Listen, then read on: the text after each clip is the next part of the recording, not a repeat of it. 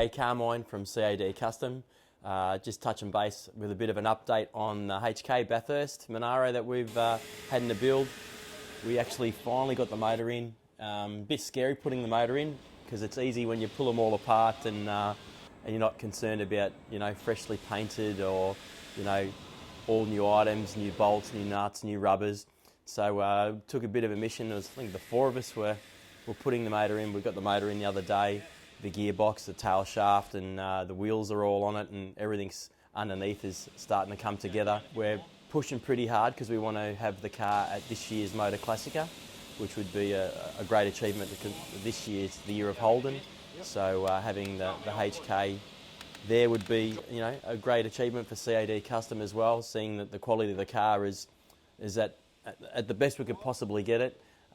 It's probably better than when they came out in 1968 because the attention to detail, the products and the quality of things we have these days is a lot different to back in 1968. But it was a bit nerve-wracking there for a minute, but we got it in unscathed, and now the car's actually off to the trimmers, and that's been a bit of a mission. We're trying to keep the car, like I've always said throughout the series, of making it as original as possible. And that's quite hard because they don't reproduce these parts anymore. And it's funny because like the Carby story was, we chased this Carby for months and months and months, and the price kept going up, and we finally got the gentleman to part with it. But back in the day, a quadrajet, you'd use it as a boat anchor. They were just like everywhere, and now to find a matching numbers one that suit that motor and that car was really, really exciting to get. Putting the motor in, you think you've got it all sorted because you've trial fitted it so many times when things aren't painted, and you're not.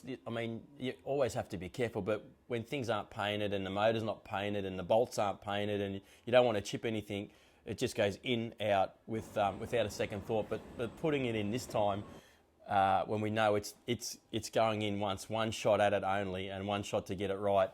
And it's only a standard car, so there's not a lot of mods. It's just a full ground-up resto, a restoration on the car.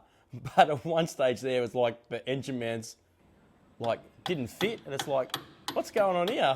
Like, it's been in and out 3 or 4 times in the last couple of weeks. But it was a bit tense there for a few short minutes, and it was just because just needed a little bit of adjustment because you've got to take into account when you paint stuff.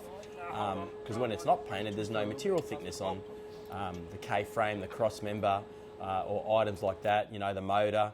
So it was a bit hairy there for a little bit, but it went in and it fits perfect as we would hoped, and it came together quite well.